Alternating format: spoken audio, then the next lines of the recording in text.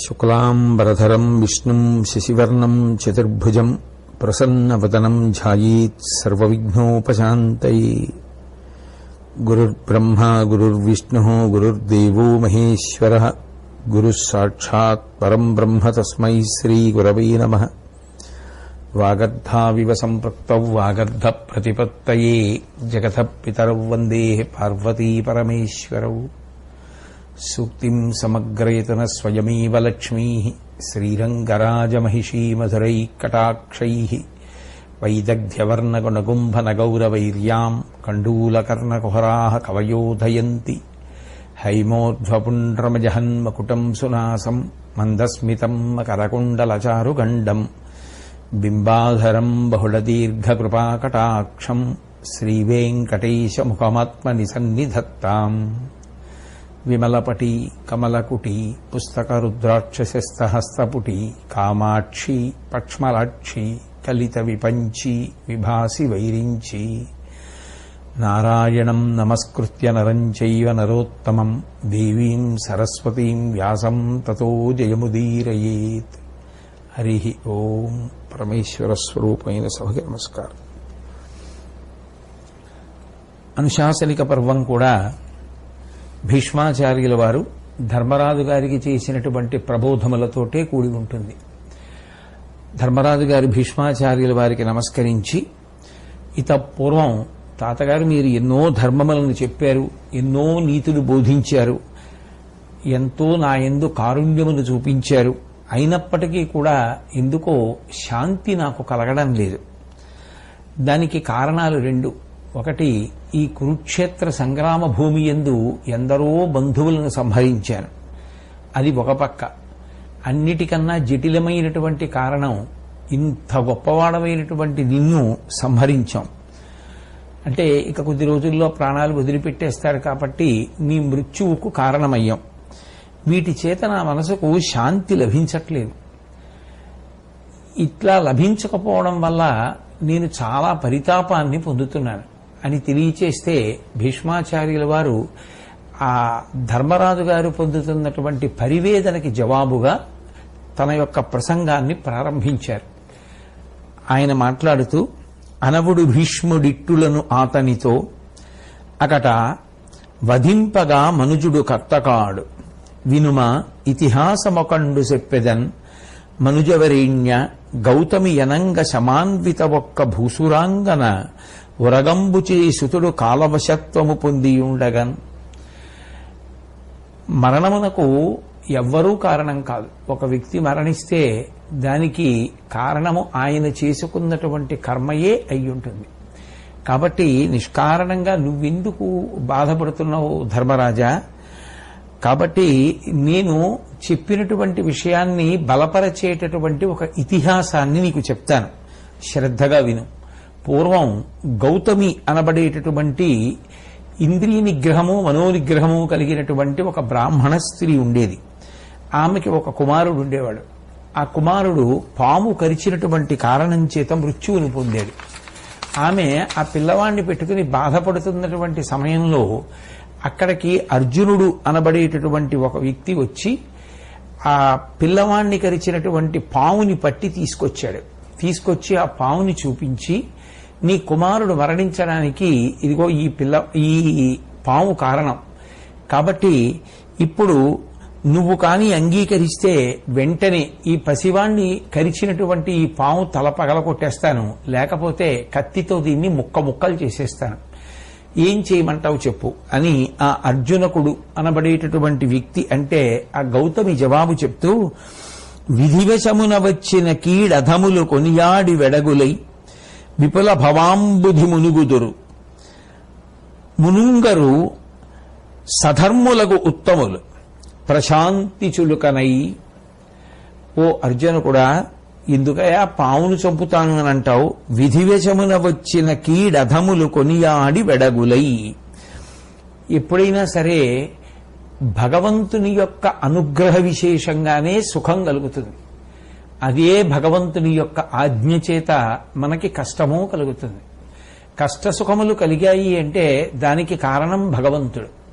కానీ భగవంతుడు ఏదో పక్షపాతంతో కొంతమందికి కష్టాలు కొంతమందికి సుఖాలు కల్పించడు.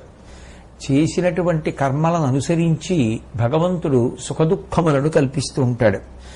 అందుకే కొందరు ఈ విషయాన్ని తెలుసున్నటువంటి ధర్మవేత్తలు నిరంతర శాంతిని పొంది సంసార సాగరమును దాటేస్తారు.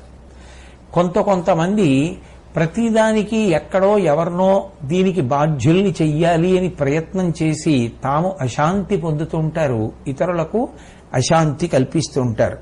కాబట్టి ఈ పావుని చంపినంత మాత్రం చేత నా కుమారుడు బ్రతుకుతాడా? వద్దు, ఆ పావుని విడిచిపెట్టేసేయి. నీ పేరు అర్జునకుడు. అర్జునకుడు అంటేనే ఆ మాటలోనే అర్థం నువ్వు స్వచ్ఛమైనటువంటి మనసు కలిగినటువంటి వాడివి అని. నీ పేరుకు తగినట్టుగా నువ్వు ప్రవర్తించాలి తప్ప నీ పేరుకు తగని రీతిలో నువ్వు ప్రవర్తించకూడదు. కాబట్టి ఆ పావుని చంపడం ఎందుకయ్యా, విడిచిపెట్టేసేయి అంటే ఆ వచ్చినటువంటి వ్యక్తి, ఆ పావుని పట్టుకొచ్చినటువంటి వ్యక్తి అర్జునకుడు, నేను ఇట్లా విడిచిపెట్టడానికి అంగీకరించను. ఎందుచేత అంటే హింస పాపము అని నువ్వు అంటావేమో, కానీ మనుష్యులకు బాధలు కలిగించేటటువంటి జంతువులను సంహరించడంలో ఏ విధమైన దోషం లేదు. పైగా శత్రువు చేజిక్కినప్పుడు సంహరించడం అనేటటువంటిది అనాదిగా వస్తున్నటువంటి విషయమే. పూర్వం దేవేంద్రుడు వృత్రాసురుణ్ణి సంహరించలేదా? శివుడు దక్షయజ్ఞాన్ని ధ్వంసం చేయలేదా? శ్రీ మహావిష్ణువు ఎన్నో పర్యాయములు రాక్షస సంహారం చేయలేదా? కాబట్టి ఒక్కొక్కసారి ధర్మం కోసం చంపవలసి ఉంటుంది.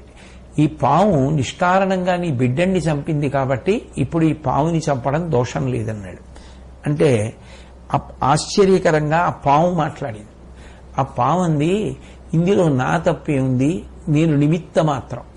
నేను పాకి వెడుతుండగా ఎన్నో కనపడతాయి, అన్నిటినీ కరిచానా? ఈ పిల్లవాణ్ణి కరు అని మృత్యుదేవత నన్ను శాసించింది. మృత్యుదేవత గ్రసించడానికి ఒక కారణం ఉండాలి, ఏదో ఒక కారణం లేకుండా మృత్యువు రాదు కదా. కాబట్టి ఆ మృత్యుదేవత యొక్క ఆజ్ఞ పనుపును నేను కరిచాను తప్ప నేను స్వతంత్రురాలనై ఏదో ఆ పిల్లవాడితోటి క్రోధం పెట్టుకుని నేను కరవలేదు. కాబట్టి నిష్కారణంగా నన్నెందుకు దీనికి బాధ్యురాల్ని చేస్తావు? కాబట్టి నన్ను విడిచిపెట్టేసేయి, నన్ను చంపవద్దు అని ఆ పాము ప్రార్థన చేసింది. అయినా అర్జునకుడు వినకపోతే ఈలోగా మృత్యుదేవత వచ్చింది. వచ్చి ఆ మృత్యుదేవత అంది, నేను కూడా ఆ స్వతంత్రంగా ఆ పావుని ఆ పిల్లవాడిని కరువు అని చెప్పలేదు. నేను ఆ పిల్లవాడిని గ్రసించాలంటే ఓ కారణం ఏర్పడాలి. కారణం ఏర్పడాలంటే పాము కరవాలి. పాము కరిస్తే అతని శరీరంలోకి విషం పెడితే నేను గ్రసించి అతన్ని పడగొట్టచ్చు. అందుకని కరవమన్నాను. నేను నా బుద్ధితో వచ్చినట్టుగా పిల్లవాడిని కరువు అని పావుకి చెప్పలేదు. యమధర్మరాజు గారు నాకు చెప్పాడు, ఓ మృత్యుదేవత సమయం ఆసన్నమైంది, వెళ్ళి ఆ పిల్లవాడిని కబళించమన్నాడు. అందుకని నేను వెళ్ళాను. కాబట్టి నేను స్వతంత్రంగా చేసింది కాదు. కాబట్టి నాకు కూడా ఇందులో ఏ దోషం అంటదు అని. ఆ అర్జునకుడు యువతల గౌతమి ఇద్దరూ కూడా ఆశ్చర్యంతో ఈ విషయాల్ని వింటుండగా అంతలో ఆ ప్రదేశానికి యమధర్మరాజు గారు వచ్చారు. వచ్చి ఆయన అన్నారు, ఇందులో మీ అందరి యొక్క సందేహములను పోగొట్టడానికి నేను ప్రేమతో వచ్చాను. ఒక్కొక్క సందర్భంలో అట్లా రావలసి ఉంటుంది. అట్లా వచ్చి మాట్లాడితే సమాజంలో ఉన్నటువంటి అయోమయావస్థ తొలగిపోతుంది. 2, మీకు కలిగినటువంటి సందేహం నివృత్తి అయిపోతుంది. అందుకని నేను ప్రేమతో బయలుదేరి వచ్చాను. పామును మృత్యువు నేనును కామీదారకుని మృతికి కారణము. ఈతండేమే కర్మము చేసన్ తా మృతి పొందించనదియ తలకొని ఇతనిన్. నిజానికి ఈ పిల్లవాడి యొక్క మరణంలో పాముకి సంబంధం లేదు, మృత్యువుకి సంబంధం లేదు.